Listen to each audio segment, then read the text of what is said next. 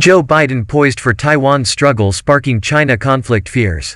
Joe Biden could struggle to forge a relationship with Taiwan, leading a political expert to predict it could spark a fresh clash with China. Incumbent U.S. President Donald Trump ripped apart decades of ingrained foreign policy as he looked to back Taiwan in its bitter row with Beijing. Tensions between China and the U.S. remain fraught, and Secretary of State Mike Pompeo's decision last week to drop all protocol regarding communication with Taiwan infuriated Beijing further. China demanded the U.S. stop meddling in its domestic affairs, while Mr. Pompeo maintained Washington would continue its support for Taiwanese President Tsai Ing-wen. Beijing argues that Taiwan should be reunited with China, a move vehemently opposed by those, including Ms. Ing-wen, on the island.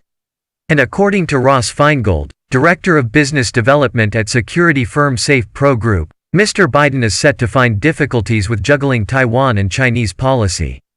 He said, "The Biden administration is certainly going to struggle with the conduct of relations with Taiwan.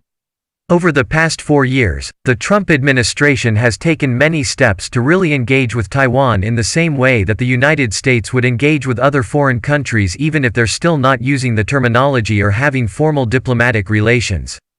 Despite fears Mr. Biden may ease policy in the escalating row, Mr. Feingold told CNBC's Squawk Box Asia that he could actually continue with the aggressive rhetoric set by Mr. Trump, adding, "The enthusiasm for new or bold additional moves might be different or non-existent."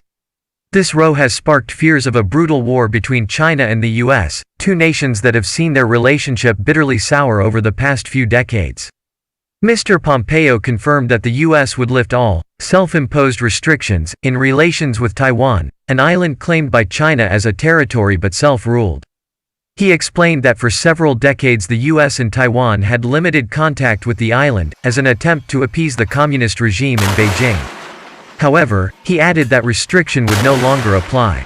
The move saw China immediately hit back, with Zhao Lijian, a spokesman from the Chinese Foreign Ministry, confirming the country would take action. The nations have previously traded blows over Taiwan, with Beijing patrolling the waters of the island, which is formed within the South China Sea.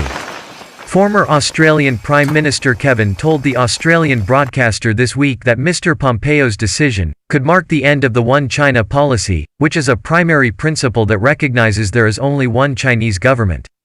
He said, "That has been the mainstay of strategic stability for the last 40 years or so.